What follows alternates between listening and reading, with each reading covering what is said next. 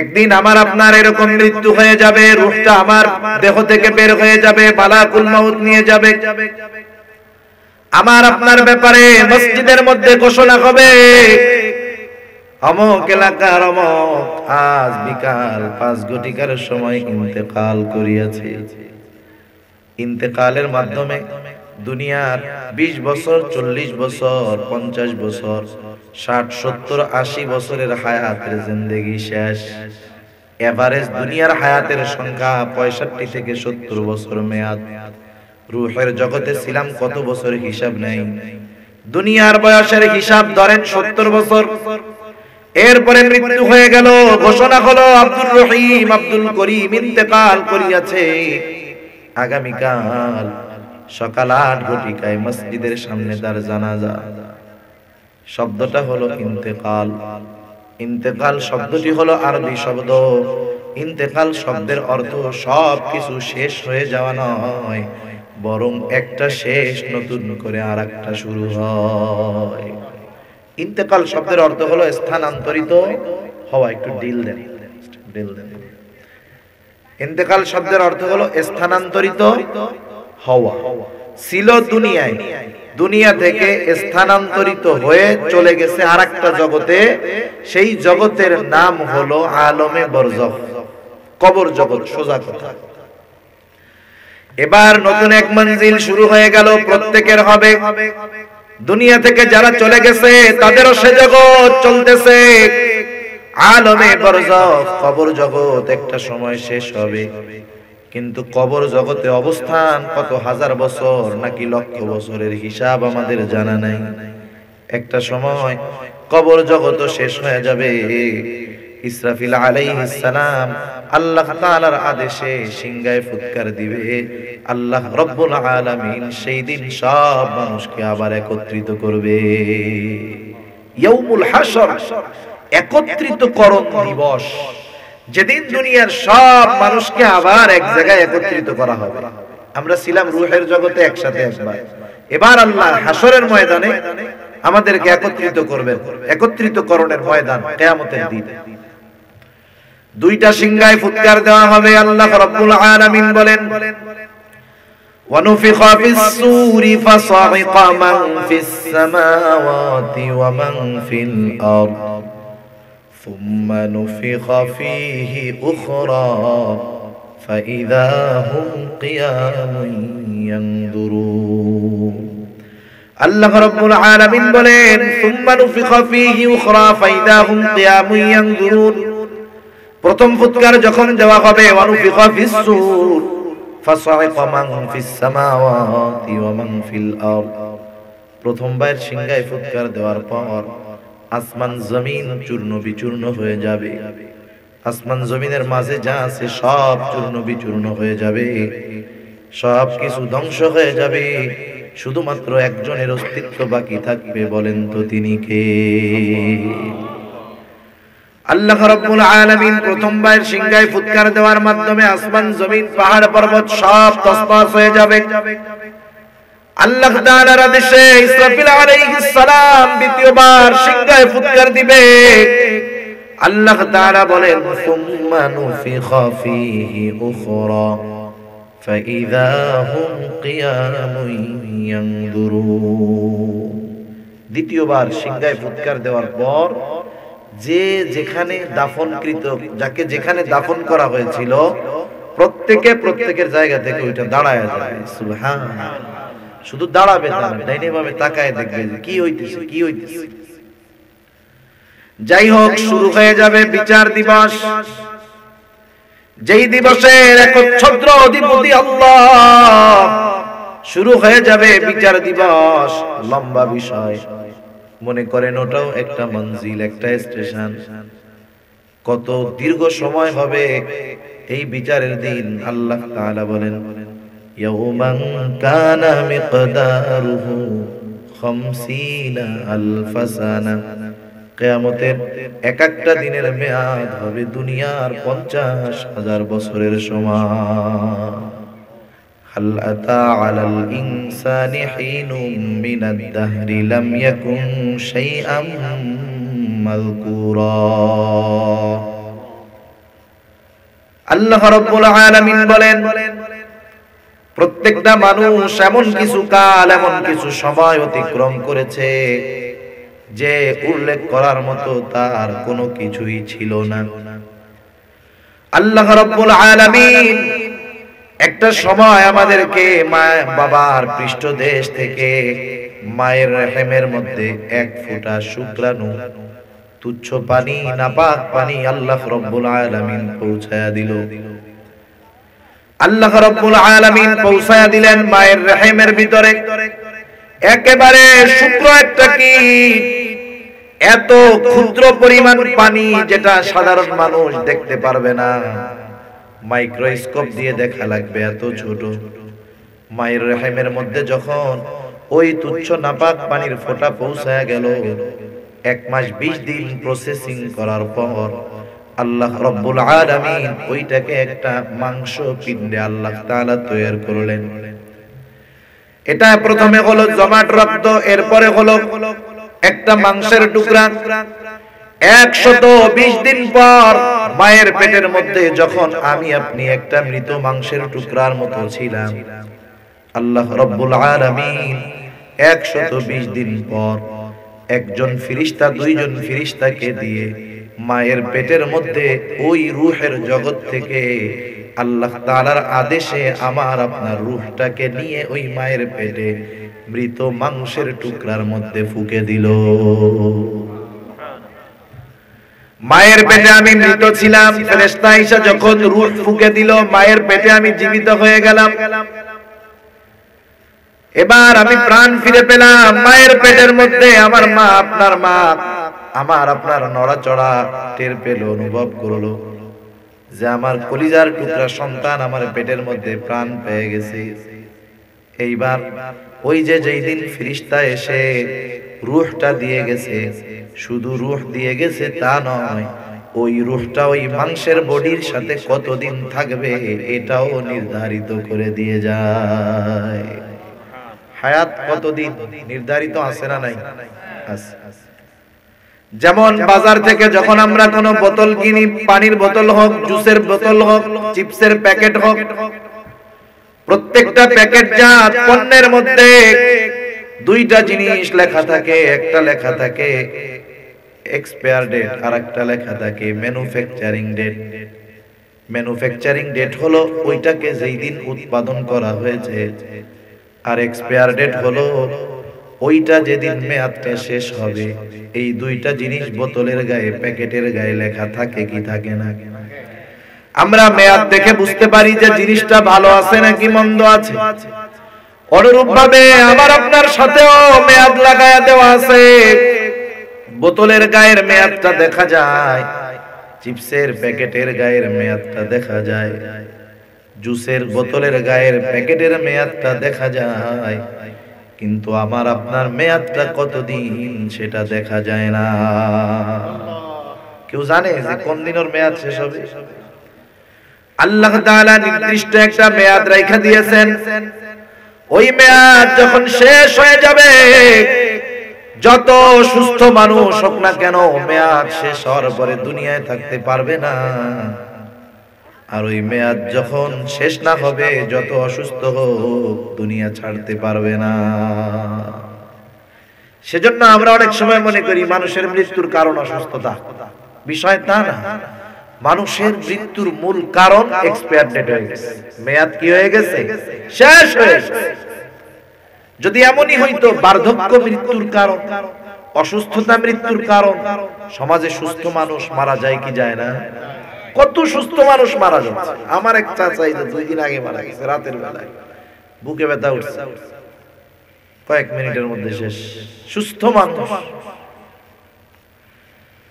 আল্লাহ রাব্বুল আলামিন মেয়াদটাকে এত সূক্ষ্মভাবে রেখে দিয়েছেন, দুনিয়ার কেউ এর খবর জানে না। যখন মেয়াদটা শেষ হয়ে যায়, লোকটা সুস্থ হোক আর অসুস্থ হোক, মালাকুল মউত একেবারে তার কাছে চলে আসে। এমন ভাবে সে তার রূহটাকে কবজ করে, যথা সময়ে 1 মুহূর্ত আগেও করে না, 1 মুহূর্ত বিলম্ব করে না। আল্লাহ রাব্বুল আলামিন বলেন, ফাইদা জাআ আজালুহুম লা ইস্তাখিরুনা সাআতান ওয়ালা ইস্তাকদিমুন। এক মুহূর্ত আগেও করে না, এক মুহূর্ত বিলম্বও করে না। এক সেকেন্ড না, এক সেকেন্ড না। আমরা মনে করতে পারি যে এক সেকেন্ড আগেও প্রাণ নেয় না, এক সেকেন্ড পরেও নেয়, তা না। 100 ন্যানো সেকেন্ডে হলো এক সেকেন্ড। 100 ন্যানো সেকেন্ডে এক সেকেন্ড, এক সেকেন্ডে 100 ভাগ করা যায়। ওই 100 এক সেকেন্ডের 100 ভাগের 1 ভাগ যতটুকু সময় মালাকুল মউত একজনের প্রাণ হরণ করতে অতটুকু দেরিও করে না, অতটুকু আগেও করে না। সুবহানাল্লাহ। চিন্তার বিষয়, একটা সেকেন্ডে 100 ভাগ করলে থাকে কি? এটাকে বলা হয় ন্যানো সেকেন্ড। একদিন আমার আপনার এরকম মৃত্যু হয়ে যাবে, রূহটা আমার দেহ থেকে বের হয়ে যাবে, মালাকুল মউত নিয়ে যাবে। আমার আপনার ব্যাপারে মসজিদের মধ্যে ঘোষণা হবে, অমুক এলাকার অমুক আজ বিকাল 5 ঘটিকার সময় ইন্তেকাল করিয়াছে। ইন্তেকালের মাধ্যমে দুনিয়ার 20 বছর, 40 বছর, 50 বছর, 60, 70, 80 বছরের হায়াতের জিন্দেগি শেষ। এভারেজ দুনিয়ার হায়াতের সংখ্যা 65 থেকে 70 বছর মেয়াদ। রূহের জগতে ছিলাম কত বছর হিসাব নেই। দুনিয়ার বয়সের হিসাব ধরেন 70 বছর। এরপরে মৃত্যু হয়ে গেল, ঘোষণা হলো আব্দুর রহিম, আব্দুল করিম ইন্তেকাল করিয়াছে। আগামীকাল সকাল 8 ঘটিকায় মসজিদের সামনে তার জানাজা। শব্দটা হলো ইন্তেকাল। ইন্তেকাল শব্দটি হলো আরবি শব্দ। ইন্তেকাল শব্দের অর্থ সব কিছু শেষ হয়ে যাওয়া নয়, বরং একটা শেষ নতুন করে আরেকটা শুরু হয়। ইন্তেকাল শব্দের অর্থ হলো স্থানান্তরিত হওয়া। একটু ডিল দেন, ডিল দেন। ইন্তেকাল শব্দের অর্থ হলো স্থানান্তরিত হওয়া। ছিল দুনিয়ায়, দুনিয়া থেকে স্থানান্তরিত হয়ে চলে গেছে আরেকটা জগতে। সেই জগতের নাম হলো আলমে বরজখ, কবর জগৎ। সোজা কথা। এবার নতুন এক মঞ্জিল শুরু হয়ে গেল, প্রত্যেকের হবে। দুনিয়া থেকে যারা চলে গেছে তাদেরও সে জগৎ চলতেছে, আলমে বরজখ, কবর জগৎ। একটা সময় শেষ হবে, কিন্তু কবর জগতে অবস্থান কত হাজার বছর নাকি লক্ষ বছরের হিসাব আমাদের জানা নাই। একটা সময় কবর জগৎ শেষ হয়ে যাবে। ইসরাফিল আলাইহিস সালাম আল্লাহ তাআলার আদেশে সিংহায় ফুৎকার দিবে। আল্লাহ রব্বুল আলামিন সেই দিন সব মানুষকে আবার একত্রিত করবে।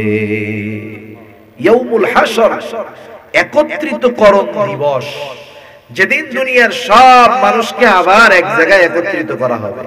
আমরা ছিলাম রূহের জগতে একসাথে একবার, এবার আল্লাহ হাশরের ময়দানে আমাদেরকে একত্রিত করবেন। একত্রিতকরণের ময়দান কিয়ামতের দিন। দুইটা সিংহায় ফুৎকার দেওয়া হবে। আল্লাহ রাব্বুল আলামিন বলেন, وَنُفِخَ فِي الصُّورِ فَصَعِقَ مَن فِي السَّمَاوَاتِ وَمَن فِي الْأَرْضِ ثُمَّ نُفِخَ فِيهِ أُخْرَى فَإِذَا هُمْ قِيَامٌ يَنظُرُونَ।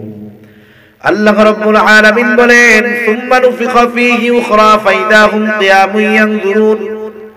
প্রথম ফুৎকার যখন দেওয়া হবে, وَنُفِخَ فِي الصُّورِ فَصَعِقَ مَن فِي السَّمَاوَاتِ وَمَن فِي الْأَرْضِ। প্রথমবার সিংহায় ফুৎকার দেওয়ার পর আসমান জমিন চূর্ণ বিচূর্ণ হয়ে যাবে। আসমান জমিনের মাঝে যা আছে সব চূর্ণ বিচূর্ণ হয়ে যাবে, সব কিছু ধ্বংস হয়ে যাবে। শুধুমাত্র একজনের অস্তিত্ব বাকি থাকবে। বলেন তো তিনি কে? আল্লাহ রাব্বুল আলামিন প্রথমবার সিংহায় ফুৎকার দেওয়ার মাধ্যমে আসমান জমিন পাহাড় পর্বত সব তছনছ হয়ে যাবে। আল্লাহ তাআলার আদেশে ইসরাফিল আলাইহিস সালাম দ্বিতীয়বার সিংহায় ফুৎকার দিবে। আল্লাহ তাআলা বলেন, সুম্মা নুফিখা ফীহি উখরা ফাইযা হুম কিয়ামুন ইয়ানজুরুন। দ্বিতীয়বার সিংহায় ফুৎকার দেওয়ার পর যে যেখানে দাফনকৃত, যাকে যেখানে দাফন করা হয়েছিল, প্রত্যেকের জায়গা থেকে ওইটা দাঁড়ায় যাবে। সুবহানাল্লাহ। শুধু দাঁড়াবে, ডাইনে বামে তাকায় দেখবে কি হইতেছে কি হইতেছে। যাই হোক, শুরু হয়ে যাবে বিচার দিবস। যেই দিবসের একচ্ছত্র অধিপতি আল্লাহ, শুরু হয়ে যাবে বিচার দিবস। লম্বা বিষয়, মনে করেন ওটাও একটা মঞ্জিল, একটা স্টেশন। কত দীর্ঘ সময় হবে এই বিচারের দিন। আল্লাহ তাআলা বলেন, ইয়াউমান কানা মিকদারুহু 50 আলফ সানা। কিয়ামতের এক একটা দিনের মেয়াদ হবে দুনিয়ার 50,000 বছরের সমান। এরপরে একটা সময় হিসাব নিকাশ হবে, বিচার আচার হবে। আল্লাহ রাব্বুল আলামিন মানুষকে দুইটা ভাগে বিভক্ত করে দিবে। আল্লাহ তাআলা বলেন, ফারীকুম ফিল জান্নাতি ওয়া ফারীকুম ফিস সাঈর। আল্লাহ রাব্বুল আলামিন বলেন, একটা দল হবে জান্নাতি আর একটা দল হবে জাহান্নামী। জান্নাতে যারা যাবে অনন্তকাল জান্নাতি, আর যারা জাহান্নামে যাবে এদের মধ্যেও মূলত দুইটা ভাগ হবে। একটা দল হলো বেঈমান, তারা অনন্তকাল জাহান্নাম হবে তাদের আবাসস্থল। আর একটা দল ঈমান আছে, তবে দুনিয়ার মধ্যে আল্লাহ তাআলার নাফরমানি করেছে। ঈমান সহকারে মৃত্যুবরণ যদি করতে পারে, ওই নাফরমানি পাপের শাস্তির পর ঈমানের কারণে এরাও এক সময় জান্নাতে চলে যাবে।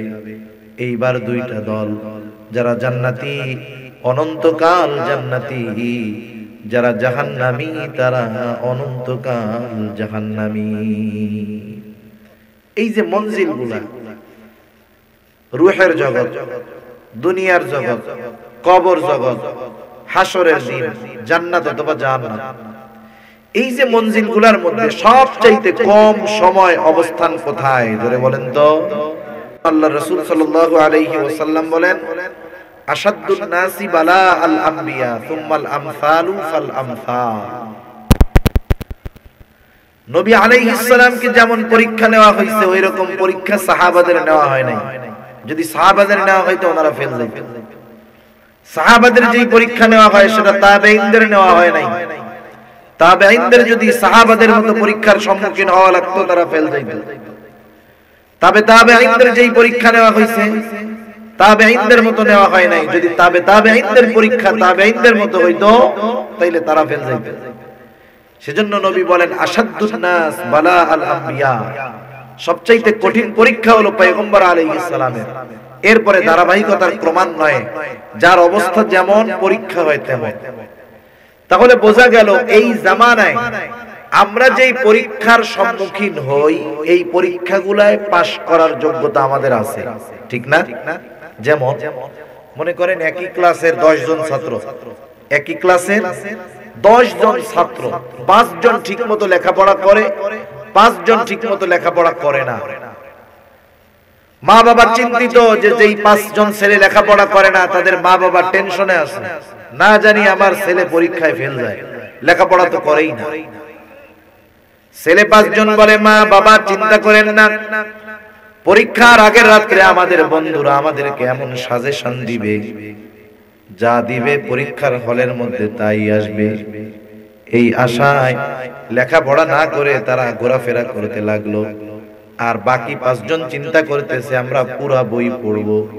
বলা যায় না প্রশ্ন কোথার থেকে আসে, যেখান থেকেই প্রশ্ন দিক না কেন আমরা জানি গোল্ডেন এ প্লাস পাই, আমাদের প্রস্তুতিটা হবে এরকম।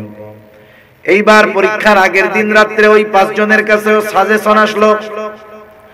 10 বন্ধু একই সাথে পরীক্ষার হলে চলে গেল।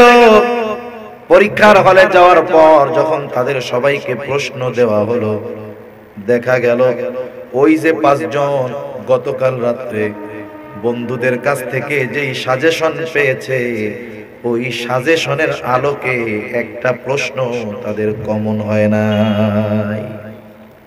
একটা প্রশ্ন কি হয় নাই? কমন হয় নাই। এখন বলেন, গত রাত্রে তারা যেগুলা পড়ছে এগুলা যদি সকালে পরীক্ষা প্রশ্নপত্রে না আসে, তাইলে জবাব দেওয়ার অবস্থা আছে তাদের?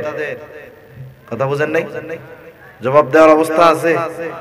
কারণ সাজেশন যা পেয়েছে সেগুলা প্রশ্নে আসে নাই। উত্তর দিতে পারবে? পাস করা তো বহুত দূর, ফেল করাই তো কঠিন, ঠিক না? কিন্তু বাকি 5 জন যারা সারা বই পড়ছে, বলেন তো প্রশ্ন যেখান থেকেই দিক না কেন তারা পাস করবে নাকি করবে না? এখন ওই যে 5 জন লেখাপড়া করে নাই, ঘোরাফেরা করে বেড়াইছে, টোটো কোম্পানির ম্যানেজার, ওরা 5 জন যদি দাঁড়ায় বলে স্যার এই যে প্রশ্ন এটা আমরা মানি না, কারণ আমাদের একটাও কমন পড়ে নাই, এই পরীক্ষা মানি না, প্রশ্ন মানি না, আমরা পরীক্ষা দিব না, আমরা মানি না, আন্দোলন শুরু করে দেয়। আর স্যার বাকি 5 জনকে জিজ্ঞাসা করলো কি ব্যাপার, এই যে প্রশ্ন আসলো তোমরা কি জবাব দিতে পারবা? বাকি 5 জন বলে স্যার ইনশাআল্লাহ গোল্ডেন এ প্লাস। এখন বলেন এই 5 জন পারে, এই 5 জন পারে না, অথচ 10 জনই একই ক্লাসের স্টুডেন্ট। বলেন তো এই 5 জন যদি ফেল করে, এখন এই ফেল করার জন্য কেউ কি এই দাবি করতে পারবে যে তারা ফেল করার কারণ হলো তাদের প্রশ্ন কমন পড়ে নাই? এ দাবি করার সুযোগ আছে? সুযোগ কেন নাই? মানুষেরা বলবে ওরা 5 জন পারলো, তোমরা 5 জন কেন পারো নাই? তার মানে ওরা লেখাপড়া করছে, প্রস্তুতি নিয়েছে, তোমরা 5 জন প্রস্তুতি নাও নাই। এখানে দায়ী করার কোনো সুযোগ নাই। এই যে ঈমানের পরীক্ষা আসে, সবাই কি পাস করে? জোরে বলেন করে? সবাই পাস করে না। যারা পাস করে না তাদের এ কথা বলার সুযোগ নাই যে পরীক্ষা কঠিন হয়েছে, বরং দোষ তাদের, তারা এই পরীক্ষার জন্য কোনো প্রস্তুতি গ্রহণ করে নাই, ঠিক কিনা বলেন? এজন্য আল্লাহ রাব্বুল আলামিন যেই পরীক্ষা নেন এটা ছাত্রের অবস্থার আলোকে নেন, ঈমানদারা এর ঈমানের আলোকে আল্লাহ তাআলা পরীক্ষা নেন। কারো বিষয়টা এমন নয় যে পাস করার যোগ্যতা নাই, অতিরিক্ত কঠিন পরীক্ষা আল্লাহ নেন, বিষয়টা এমন নয়। বরং যদি কেউ ফেল যায়, এই ফেল যাওয়ার জন্য আল্লাহ তাআলা দায়ী নয়, বরং যে ফেল যায় সেই নিজে বরং দায়ী হয়। আল্লাহ তাআলা কত মেহেরবান। এখন এই পরীক্ষাগুলো কিভাবে নেবেন? আল্লাহ তাআলা পরীক্ষা নেবেন এটা আগে জানায় দিয়েছেন, এটা আমাদের প্রতি ইহসান। কারণ প্রস্তুতিবিহীন পরীক্ষা বড় কঠোর হয়ে যায়।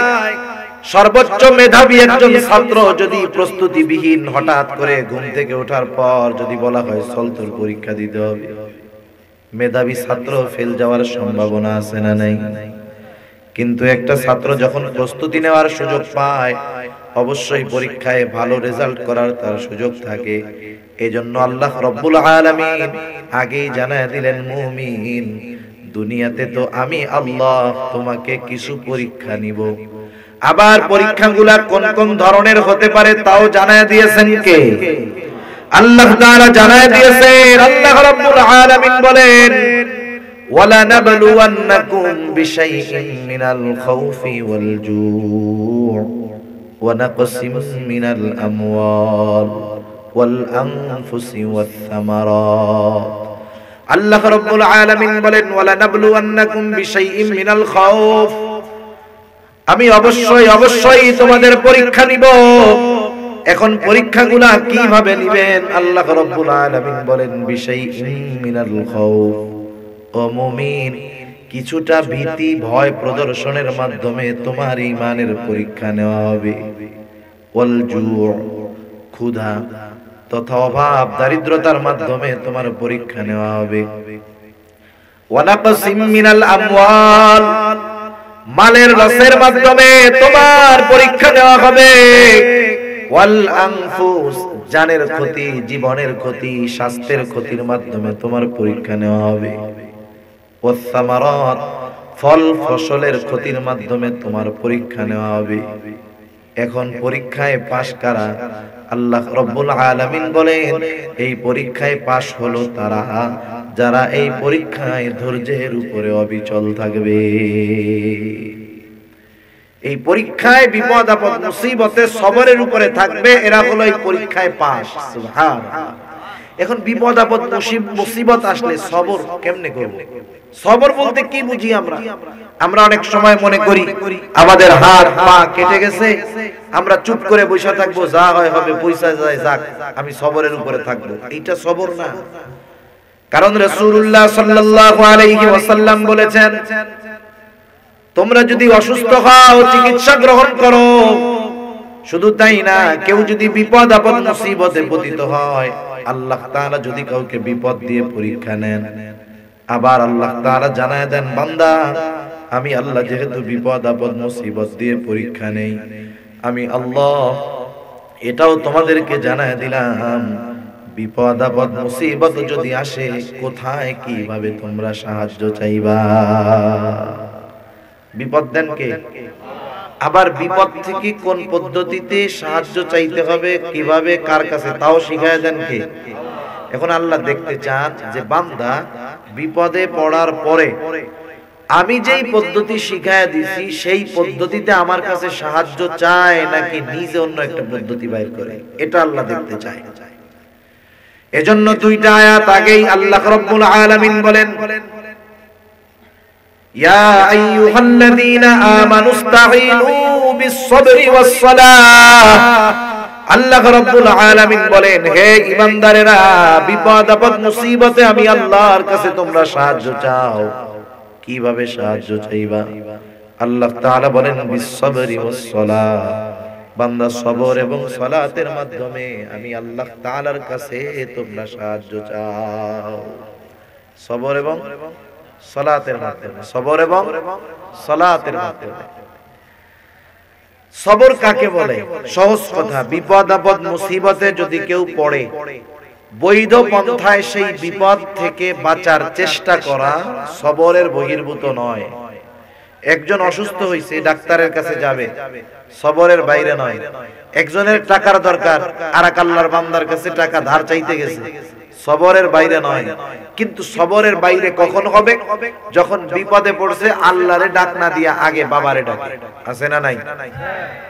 সবরের বাইরে। বিপদে পড়ছে, টাকার দরকার, আর এক মুমিনের কাছে না গিয়ে চলে গেছে সুদখোরের কাছ থেকে সুদের টাকা আনতে। আছে না নাই? সবরের বাইরে চলে গেল। তাহলে বিপদ থেকে বাঁচার সকল প্রকার বৈধ প্রচেষ্টা করা সবরের বাইরে নয়। কিন্তু মনে রাখতে হবে, বিপদ থেকে বাঁচার জন্য যেই পদ্ধতি অবলম্বন করবে সেটার উপরে ভরসা রাখা যাবে না। যেমন করোনা থেকে বাঁচার জন্য মাস্ক, করোনা থেকে বাঁচার জন্য টিকা লাগান, অসুবিধা নাই, কিন্তু সাবধান, ইয়াকিন রাখতে হবে এটা যে আমার মাস্ক, আমার টিকা মূলত আমাকে করোনা থেকে বাঁচাতে পারে না, করোনা থেকে বাঁচাতে পারেন যিনি তিনি কে।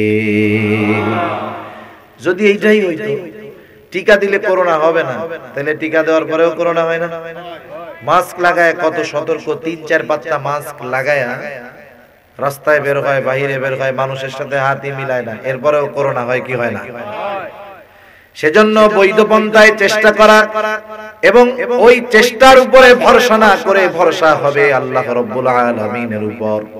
যেমন মনে করেন একটা ছেলে গভীর রাতে হসপিটালের মধ্যে তাহাজ্জুদের নামাজ পড়তেছে, রাত 2টার সময় নামাজ পড়ে যুবক মানুষ, নামাজের পরে দীর্ঘ সময় আল্লাহ তাআলার কাছে রোনাজারি করলো, কান্নাকাটি করলো।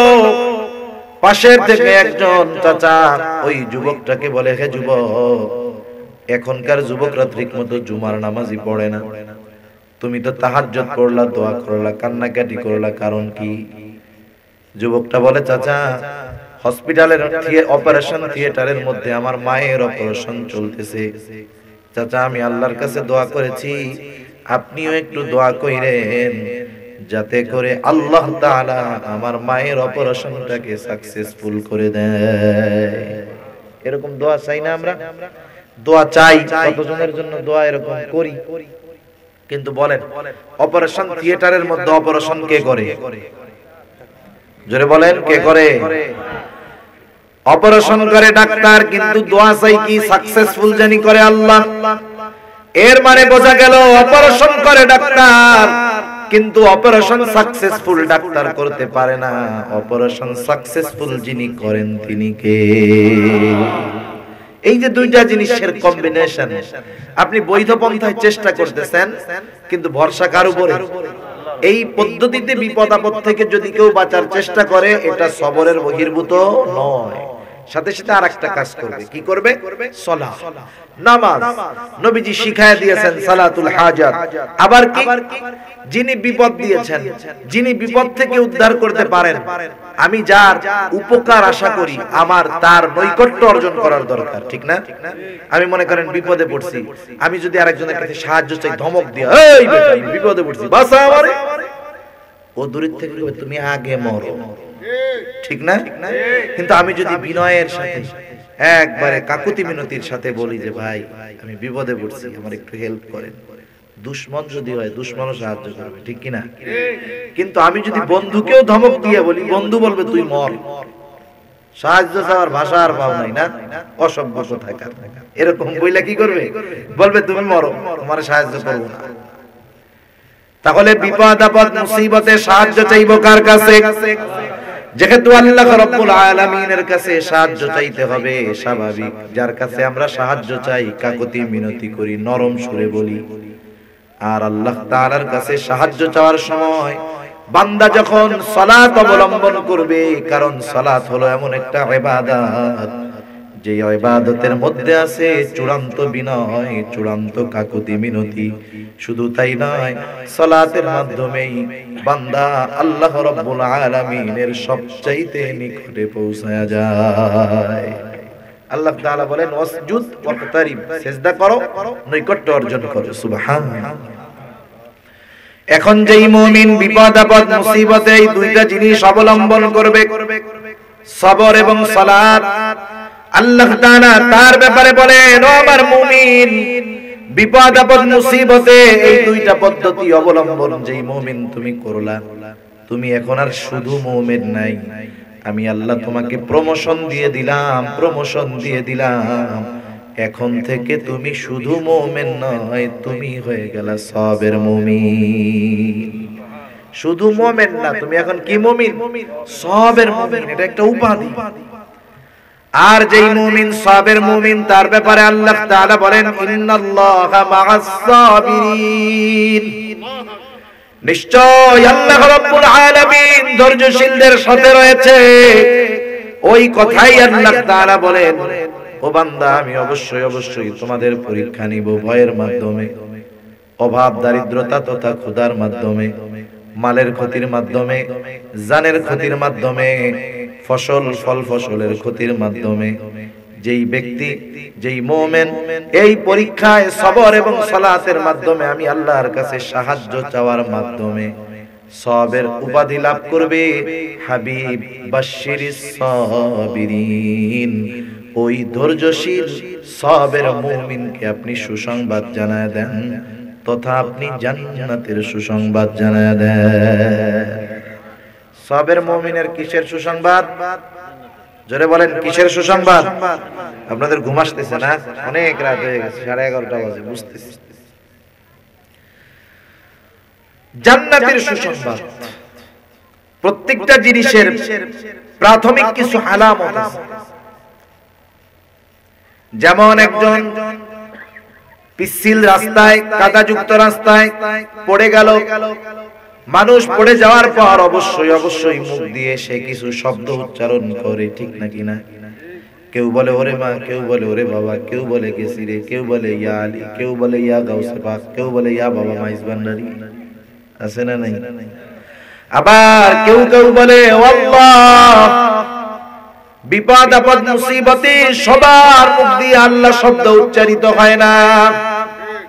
স্বাভাবিক মানুষের খাসলাত হলো, মানুষের অভ্যাস হলো, মানুষ যখন বিপদ আপদ মুসিবতে পড়ে, চরম বিপদে পড়ে, সর্বপ্রথম তার কথাই তার জবানের মধ্যে আসে যে মানুষটা যাকে সবচাইতে বেশি আপন মনে করে, বিপদ আপদ মুসিবতে পড়লে তার নামটা, তার কথাটাই তার জবানে আগে আসে। যেমন আপনার বাচ্চা 2-2.5 বছর বয়স, কোলে করে নিয়ে আপনি বাজারে গেছেন। কোথায় গেছেন? বাজারে। বাজারে যাওয়ার পর আপনার ছেলে আপনার কোলে কান্না শুরু করে দিয়েছে। বলেন তো, কান্না শুরু করার পর সর্বপ্রথম কারে ডাকবে? মাকে ডাকে। আপনার সন্তান আপনার কোলে কান্না করতেছে, ডাকতেছে কাকে? মাকে। কারণ বাচ্চা ওই মুহূর্ত পর্যন্ত এটা চিন্তা করে, এটা বুঝে যে তার সবচাইতে নিকটের মহব্বতের যে সে হলো মা। এই কারণে মার কোলে যখন কান্না করে বাপরে ডাকে, কারে ডাকে? মারই ডাকে। সুবহানাল্লাহ। আল্লাহ রাব্বুল আলামিন সেই কথাই বলেন। সবের মুমিন কারা আরেকটু পরিচয় আল্লাহ তাআলা দেন। বাশশিরিস সাবিরিন, সুসংবাদ দেন ধৈর্য ধারণকারীদের। কোন ধৈর্য ধারণকারীদের দিবেন? আল্লাহ বলেন আল্লাযীনা ইযা আসাবাতহুম মুসিবাহ ক্বালু ইন্না লিল্লাহি ওয়া ইন্না ইলাইহি রাজিউন। আল্লাহ রাব্বুল আলামিন বলেন আল্লাযীনা ইযা আসাবাতহুম মুসিবাহ, তাদের উপরে যখন কোন বিপদ আপদ মুসিবত পতিত হয়, ওই মানুষগুলা তখন অন্য কারো উপরে ভরসা করে না। তারা প্রথমেই বলে ইন্না লিল্লাহ, নিশ্চয় আমরা আল্লাহর জন্যই, ওয়া ইন্না ইলাইহি রাজিউন, নিশ্চয় আমরা তার কাছে আবার ফিরে যাব। কত গুরুত্বপূর্ণ একটি দোয়া! শুধু তাই নয়, রাসূল আকরাম সাল্লাল্লাহু আলাইহি ওয়াসাল্লাম এই আয়াতের আলোকে আরো একটা দোয়া আমাদেরকে শিখিয়ে দিয়েছেন। একটা ঘটনা বলবো, এরপরে আলোচনা আমি শেষের দিকে চলে যাব। রাসূল আকরাম সাল্লাল্লাহু আলাইহি ওয়াসাল্লামের একজন সহধর্মিনী, ওনার নাম হলো উম্মে সালামা রাদিয়াল্লাহু তাআলা আনহা।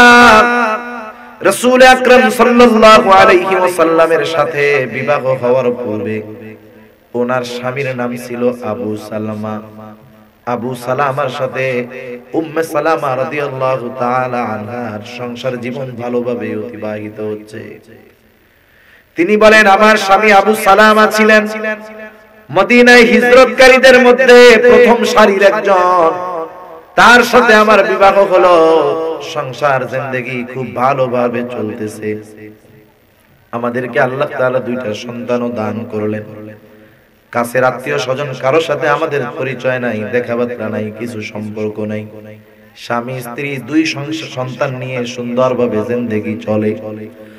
আমার স্বামী প্রতিদিন সকাল বেলায় জীবিকা অর্জনের জন্য বের হয়ে যায়, আবার রাসূলুল্লাহ সাল্লাল্লাহু আলাইহি ওয়াসাল্লামের দরবারেও কিছু সময় দিয়ে এরপরে তিনি বাড়িতে ফিরেন। প্রতিদিন বাড়িতে ফেরার পর তিনি বিশ্বনবীর দরবার থেকে যা কিছু শিখে আসেন, বাড়িতে আসার পর আমাকে তিনি সেগুলা আবার শিখায়া দেয়। যা শিখে আসে আমারে বাড়ি এসে শিখায়া দেয়। প্রতিদিনকার ন্যায় উনি একদিন আসছেন ঘরে। সেই দিন আমি দেখতে পেলাম আবু সালামার চেহারাটা বড় হাস্য উজ্জ্বল। আমি জিজ্ঞাসা করলাম, ও আবু সালামা, আজকে আপনার চেহারাটা এত হাস্য উজ্জ্বল দেখা যায় কেন? কারণটা কি একটু বলেন? আবু সালামা বলে, ও উম্মে সালামা, আজকে রাসূলুল্লাহ সাল্লাল্লাহু আলাইহি ওয়াসাল্লাম আমাদেরকে গুরুত্বপূর্ণ একটা আমল শিখিয়ে দিয়েছেন। কোন মানুষ যদি বিপদ আপদ মুসিবতে ওই আমলটা করে, সে বিপদ আপদ মুসিবতের মাধ্যমে যা হারাবে, এই আমলের বদৌলতে আল্লাহ রাব্বুল আলামিন বিপদের মাধ্যমে যা হারিয়েছে তার চাইতে উত্তম বস্তু তাকে ফিরায়া দিবে। দোয়াটা শিখে রাখছে, সহিহ মুসলিমের হাদিস। দোয়াটা উনি শিখে রাখছেন। উম্মে সালামা রাদিয়াল্লাহু তাআলা আনহা বলেন, ইতিমধ্যে উহুদের যুদ্ধের দামামা বেজে গেল। আমার স্বামী সবার সাথে উহুদের যুদ্ধে রওনা হয়ে গেল। ওই সময় আল্লাহ তাআলা আমার গর্ভে, আমার পেটে আরো একটা সন্তান দিলেন। দুইটা সন্তান দুনিয়ায় আর একটা সন্তান পেটে। সবার সাথে আবু সালামা যুদ্ধের ময়দানে গেল। দুইটা বর্ণনা, এক বর্ণনায় আসছে আবু সালামা অত্যন্ত প্রচন্ড রকমের আহত হলেন। দ্বিতীয় বর্ণনা, উহুদের যুদ্ধে তিনি শাহাদাত বরণ করলেন। আবু সালামা আহত অথবা জিহাদের ময়দানে শাহাদাত বরণ করেছে। উম্মে সালামা রাদিয়াল্লাহু তাআলা আনহা বলেন, আমি প্রতিদিনকার ন্যায় আমার ঘরের কাজগুলা করতেছিলাম, আমার ঘরের কাজে ব্যস্ত আমি।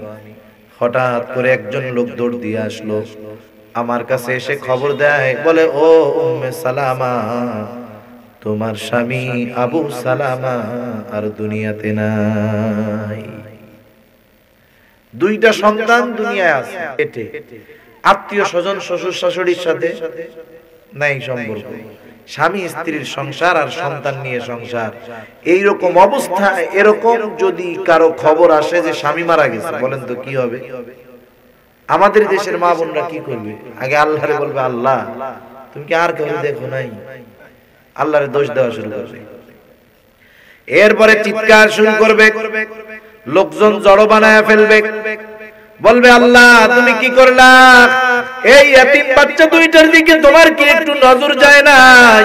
আয় আল্লাহ তুমি কি করলা? পেটের সন্তানটার কি হবে? কেমনে মানুষ বানাবো? এই চিন্তায় শেষ।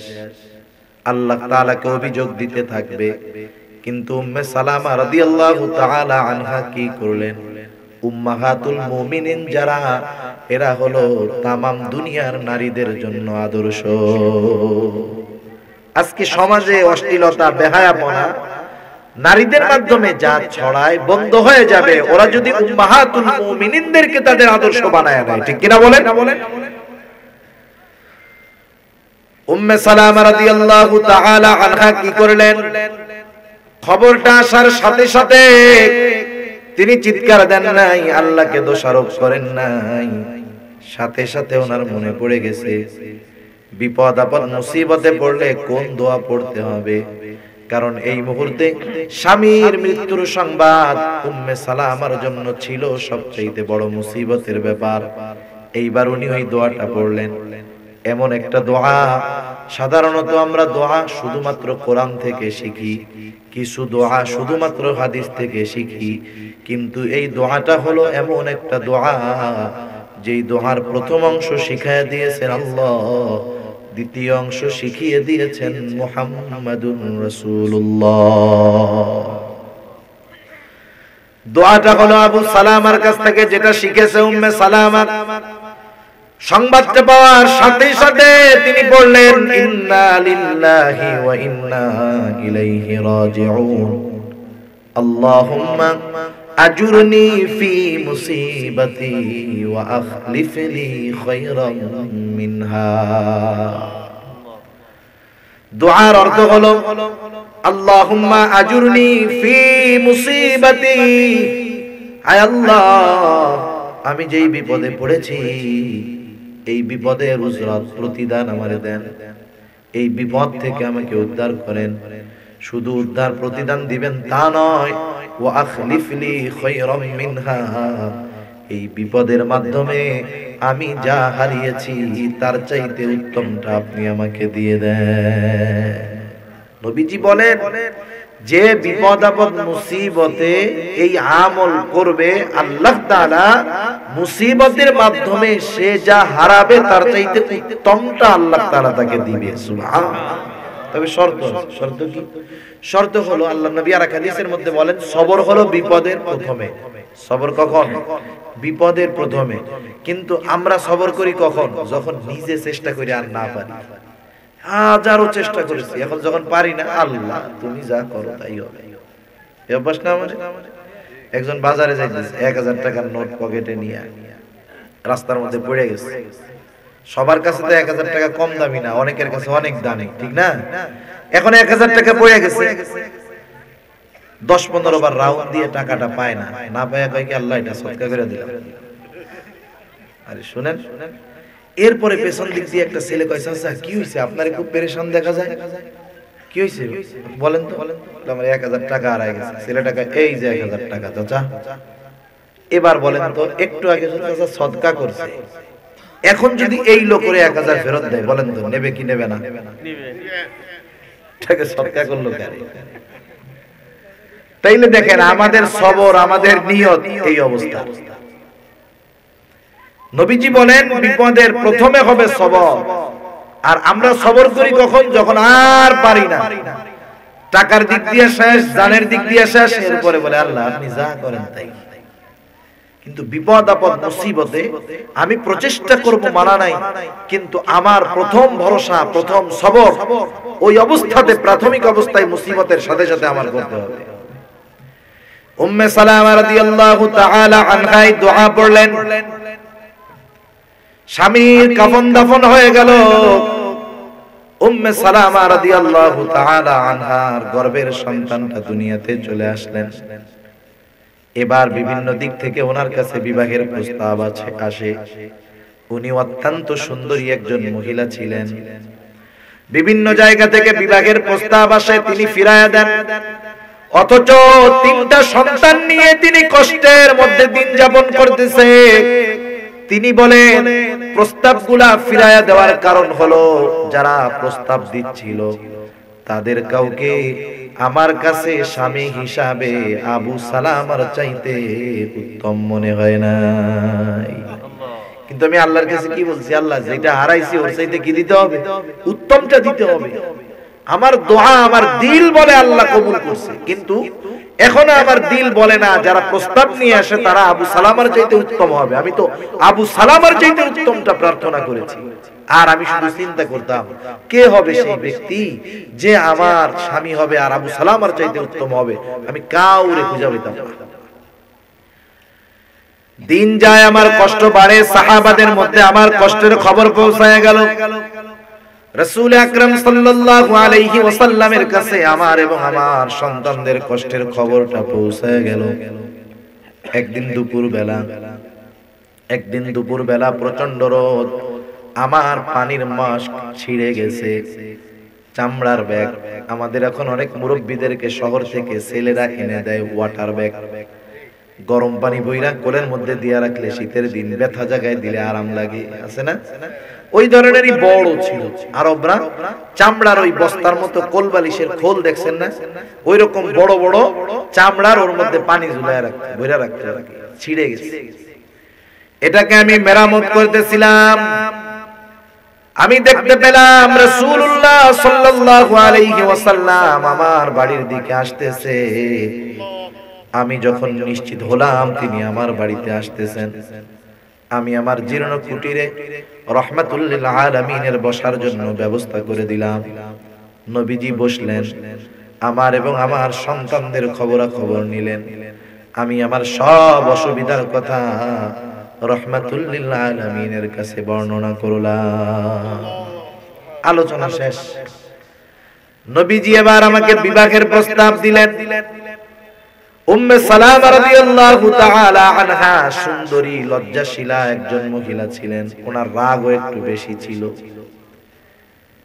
একটা লজ্জাশীলা মহিলা, একটা লজ্জাশীলা মেয়ে, তার কাছে সামনাসামনি যত উত্তম পুরুষ প্রস্তাব দিক না কেন, বলেন তো সে কি লজ্জা বাদ দিয়া বলবে নাকি আপনার প্রস্তাবে রাজি, এখনই বিয়া, এরকম বলবে? সে লজ্জা পেয়ে যাবে, কারণ লজ্জা হলো নারীর ভূষণ। একটা নারী যদি লজ্জাহীন হয়ে যায়, ও 70 জন লজ্জাহীন পুরুষের চাইতে খারাপ হয়ে যায়। নারীর ভূষণ, নারীর অলংকার, নারীর অন্যতম সম্পদ হলো লজ্জা। এটা সবার ক্ষেত্রে। রাসূল আকরাম সাল্লাল্লাহু আলাইহি ওয়াসাল্লাম শুধু শুধু লজ্জাকে ঈমানের একটি শাখা হিসাবে অভিহিত করেন না। নবীজি বলেছেন আল হায়াউ শু'বাতুম মিনাল ঈমান। সুবহানাল্লাহ, লজ্জা ঈমানের একটা শাখা। এক সাহাবী তার ভাইকে লজ্জার ব্যাপারে তিরস্কার করতেছে।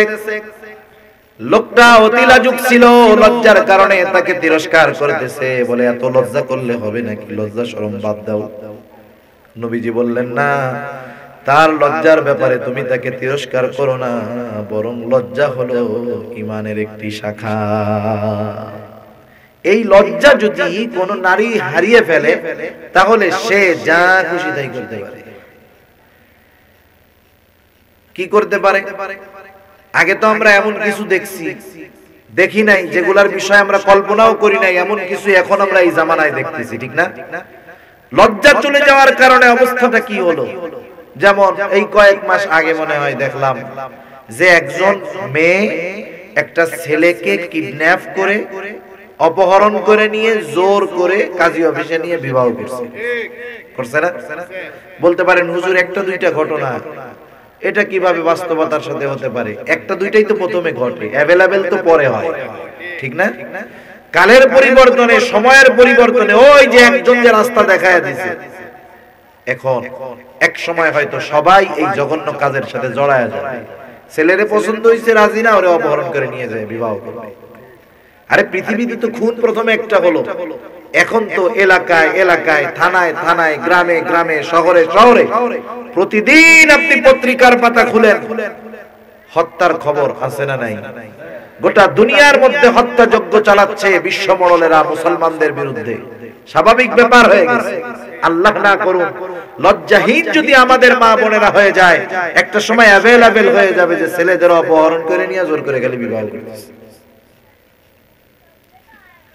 উম্মে সালামা রাদিয়াল্লাহু তাআলা আনহা অতি লজ্জাশীল একজন নারী, তিনি তার রাসূলুল্লাহ সাল্লাল্লাহু আলাইহি ওয়াসাল্লামের প্রস্তাবে লজ্জায় হ্যাঁ বলেন না। আবার এই প্রস্তাব দুনিয়ার কোন সাধারণ মানুষ দেয় নাই যে মন চাইলেই ফিরায়া দেওয়া যাবে। প্রস্তাব ফিরায়া দেওয়া যায় না। আবার লজ্জায় তিনি হাও বলেন না। তিনি কি করলেন?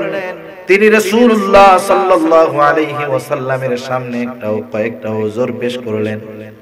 বললেন, ইয়া রাসূলুল্লাহ, আমি একজন অতি লজ্জাশীলা নারী, হতে পারে আমার এই অতি লজ্জাশীলতা আপনার কষ্টের কারণ হয়ে যাবে।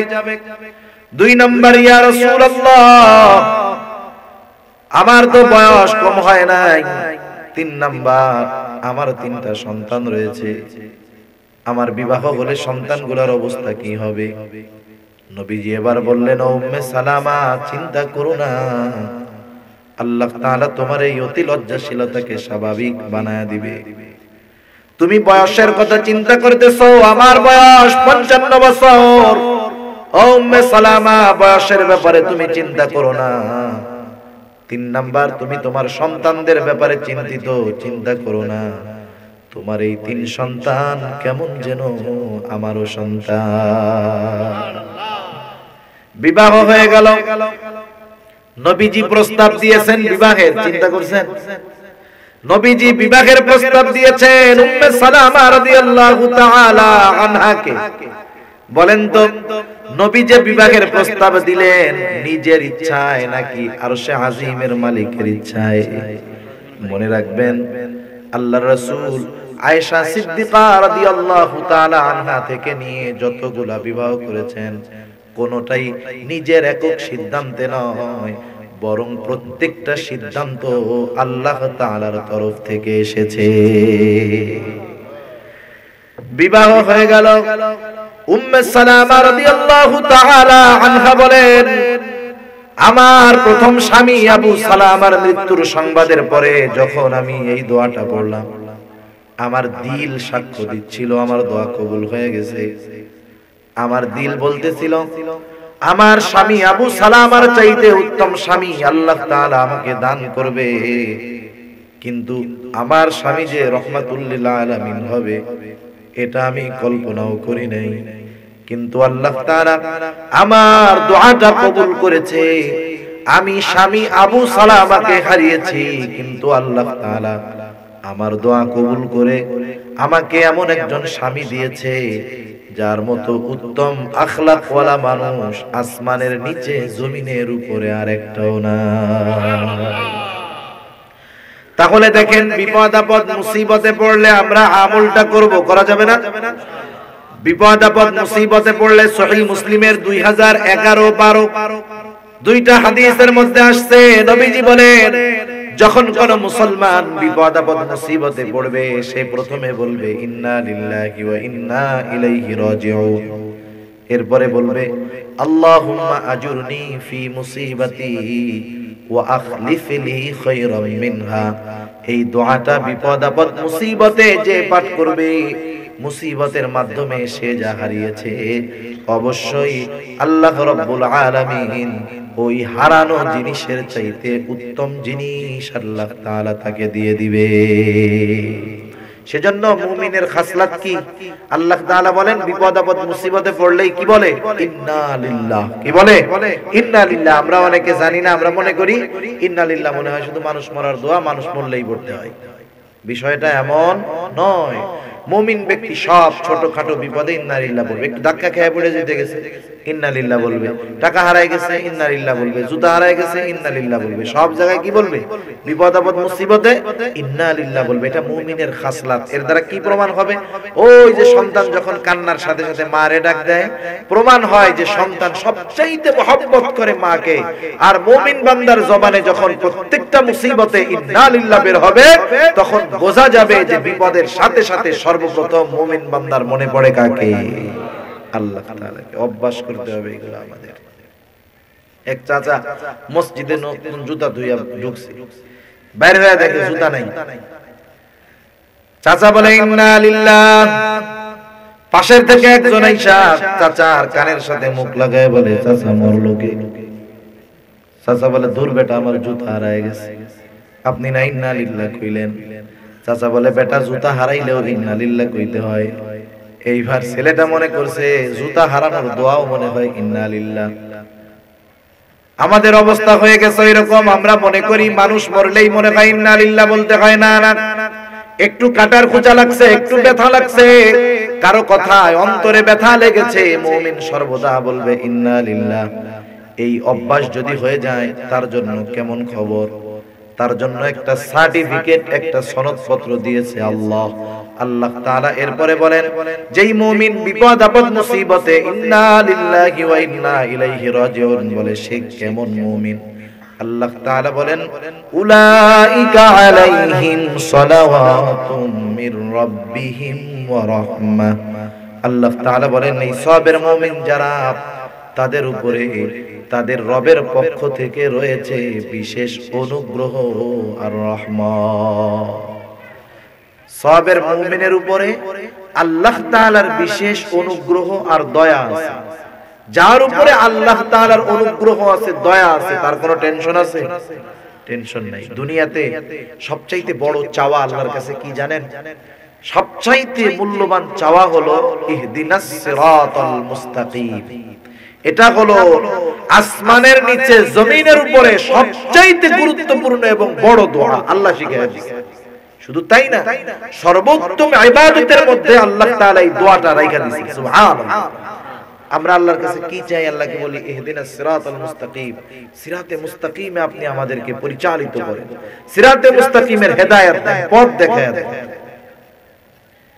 আল্লাহ রাব্বুল আলামিন বলেন যেই মুমিন সাবের মুমিন, ওই মুমিনের উপরে আমি আল্লাহ রাব্বুল আলামিনের বিশেষ অনুগ্রহ আর রহমত থাকার কারণে উলাইকা হুমুল মুহতাদুন, তারা হলো সৎপথ প্রাপ্ত মুমিন। মানে যেই মুমিনেরা সিরাতে মুস্তাকিমের উপরে অটল আছে, এই মুমিন যারা, তারা হলো সবের মুমিন। আল্লাহ তাআলা বলেন যারা বিপদ আপদ মুসিবতে আমি আল্লাহর কাছে সাহায্য চাই, ইন্না লিল্লাহি ওয়া ইন্না ইলাইহি রাজিউন পড়ে, তাদের উপরে আমি রবের অনুগ্রহ আছে, দয়া আছে। আমার অনুগ্রহ আর দয়ার কল্যাণে, দয়ার বদৌলতে তারা সৎ পথের উপরে আছে। সুবহানাল্লাহ। আর সৎপথ সিরাতে মুস্তাকিম, এ পথ অনেক জটিল, পিচ্ছিল, কণ্টাকাকীর্ণ। আল্লাহর রহমত এবং দয়া ছাড়া এই কঠিন, পিচ্ছিল, কণ্টাকাকীর্ণ যেই পথের পদে পদে পথে পথে শয়তানের ধোঁকা আছে, ষড়যন্ত্র আছে, চক্রান্ত আছে, এ পথের গন্তব্যে যদি পৌঁছাইতে হয় আল্লাহ তাআলার অনুগ্রহ আর দয়া দরকার আছে না নাই? সেজন্য আমরাও বিপদ আপদ মুসিবতে সবর অর্জন করব, সবের মুমিনদের তালিকায় আমাদের নামটা লেখা নিব। সেজন্য দুনিয়ার পরীক্ষা যদি আসে হতাশ হব না, আল্লাহ তাআলার উপরে ভরসা হারাবো না। কারণ দেখেন, মুমিন বিপদ আপদ মুসিবতে পড়লে তার একটা সর্বশেষ আস্থা আছে। কাফের মুশরিক যারা তাকদীর বিশ্বাস করে না, আল্লাহকে বিশ্বাস করে না, তারা যখন বিপদে পড়ে, লস করে, ক্ষতি হয়, বলে আমার সব শেষ, এই চিন্তা করে অনেকে আত্মহত্যা করে। ঠিক না? এই যে আত্মহত্যা জানি সহজ হয়, এই জন্য বিদেশে মেশিন বানাইছে, শুনছেন না? যে 1 মিনিটের মধ্যে কষ্টবিহীন মৃত্যু হবে। আমার একটু জানতে মন চায়, কষ্টবিহীন যে মৃত্যু হইল, ওরে এইটা রিপোর্ট দিল কেডা? হ্যাঁ, ও যে বলল যে মৃত্যুটা কষ্টবিহীন হয়, তার মানে যে মরছে খবরটা তো তার কাছ থেকে দরকার, যে দেখ দোস্ত তোর মেশিনে আমি মরছিলাম, আমার একটু কষ্ট হয় নাই, খুব আরামে মরছে। এখন বলেন এইরকম একজন খবর দেওয়ার লোক তো দরকার একজন, এই লোকটা কি আমরা পাইতেছি না। আপনারা পাইলে একটু আমাকে জানায় দিন অবস্থা কি, মানুষের ধোঁকা দেয় কেমন চিন্তা করছেন। এই যে মেশিনটা বানাইলো কেন আমি বলি, ওই যে বিকারগ্রস্ত হতাশগ্রস্ত যেই মানুষগুলা, যে আমার সব শেষ, সব শেষ, করোনা আসছে সব শেষ, প্যান্ডেমিকে শেষ, চিন্তায় শেষ, টেনশনে শেষ, ওরা বলে তোরা চিন্তা করে টেনশন করে মরা লাগবে না, মেশিন বানাই দিছি, আমাকে কিছু টাকা দিস, এমনি মরতে পারবি। আর মুমিন বিপদ আপদ মুসিবতে হতাশ হয় না, কারণ মুমিন জানে আল্লাহর পক্ষ থেকে আসছে। মুমিন বিশ্বাস করে ঈমানের ছয় ভিত্তির একটি ওয়াল কদরি খাইরিহি ওয়া শাররিহি মিনাল্লাহি তাআলা, তাকদীরের ভালো মন্দ কার তরফ থেকে আসে। শুধু তাই না, আল্লাহই কল্যাণ দেন, আল্লাহই কল্যাণ দেন। আবার নবীজি কি বলেন, কোন মুসলমান কষ্টে পতিত হলেও তার জন্য সওয়াব, আবার যদি আরামে থাকে সওয়াব। সে যখন আরামে থাকে আল্লাহর প্রশংসা করে, আল্লাহ তাআলা তার উপরে খুশি হয়, নেকি দেয়। সে যখন বিপদে পড়ে আল্লাহ সুবহানাহু ওয়া তাআলা এই বিপদের কারণে তার গুনাহগুলো maaf করে দেয়। এমন কি হাত্তা শাওকাতি ইউশাফুহা, একটা কাটার আঘাতও যদি তার লাগে, এতটুকু কাটার আঘাত লাগার দ্বারা যদি কোনো কষ্ট হয়, এই কষ্টের বদৌলত, কষ্টের প্রতিদান আল্লাহ তাআলা তাকে দান করে। সুবহানাল্লাহ। তাহলে দেখেন, আমরা যদি দুনিয়ায় বিপদ আপদ মুসিবতে পড়ি, আল্লাহ তাআলা যদি এই বিপদ থেকে দুনিয়ায় আমাদের নাও বাঁচান, প্রথম আস্থা যে এর দ্বারা আল্লাহ তাআলা আমার গুনাহ maaf করতেছে। দ্বিতীয়, এই যে কষ্টের প্রতিদান হয়তো আল্লাহ দুনিয়ায় দিবেন না, আখিরাতে দিবেন। আপনি আমি মনরে একটা সান্ত্বনা দিতে পারবো। আমাদের মনের সান্ত্বনা দেওয়ার, আত্মতৃপ্তি পাওয়ার, প্রশান্তি পাওয়ার রাস্তা আল্লাহ তাআলা খুলে রাখছেন, যে আমার দুনিয়ার কষ্টের পরিণাম দুনিয়াতে না পাই আল্লাহ আখিরাতে দিবে। কিন্তু যারা পরকাল বিশ্বাস করে না, বেঈমান, তারা ওই কি করে, তারা হতাশগ্রস্ত হয়ে আত্মহত্যার পথ বেছে নেয়। সেজন্য আমরা সওয়াবের মুমিন হওয়ার চেষ্টা করব। যদি সওয়াবের মুমিন হতে পারি, ওই যে জানের ক্ষতি, মালের ক্ষতি, ফসলের ক্ষতি যখনই আসবে, সাময়িক কষ্ট লাগলেও আমি অন্তরে বুঝ দিতে পারবো আমার এই বিপদের মধ্যে অবশ্যই আল্লাহ কল্যাণ রাখছে। কারণ মুমিন কোন বিপদে পড়বে আর এই বিপদের কোন উত্তম প্রতিদান আল্লাহ দিবেন না, এটা হতে পারে না। সেজন্য আমাদের সান্ত্বনা আছে, আমরা সওয়াবের মুমিন হব, বিপদ আপদ মুসিবতে হতাশ হব না। আল্লাহ পরীক্ষা দিবেন, পরীক্ষায় পাশ করার জন্য প্রস্তুতি নিব, কিন্তু আল্লাহর কাছে সবর চাইবো না, বলবো না যে আল্লাহ আমাদেরকে ধৈর্য দেন, ধৈর্য দেন। আল্লাহ নবী নিষেধ করেছেন, বরং বিপদ আপদ মুসিবত থেকে নিষ্কৃতি পাওয়ার দোয়া আল্লাহর কাছে করব। আর আল্লাহ তাআলা যদি বিপদ দিয়ে দেন, তখন আল্লাহর কাছে মাপ চাইবো, যে আল্লাহ আমার জন্য এটা কষ্টকর, আপনি আমার থেকে এটারে দূর করে দেন। আয় আল্লাহ, এটা আমার জন্য কষ্টের কারণ, আপনি আমাকে এটা থেকে হেফাজত করেন। কোন সময় এমনটা বলবো না যে আমারে আল্লাহ আপনি বিপদে ধৈর্য ধরার তৌফিক দেন, এটা বলবো না। আমার উপরে বিপদ যদি চলেই আসে, আমি তখন ধৈর্য ধরবো আর আল্লাহ তাআলার কাছে পানাহ চাইবো। কথা বুঝে আসছে না? আল্লাহ রাব্বুল আলামিন আমাদের সবাইকে সওয়াবের মুমিন হয়ে আল্লাহ তাআলার পক্ষ থেকে সৎ পদপ্রাপ্তদের সার্টিফিকেট নিয়ে দুনিয়া থেকে বিদায় নেওয়ার তৌফিক আল্লাহ দান করুক। সবাই বলি আমিন। ওয়া আখিরু দাওয়ানা আলহামদুলিল্লাহি রাব্বিল আলামিন।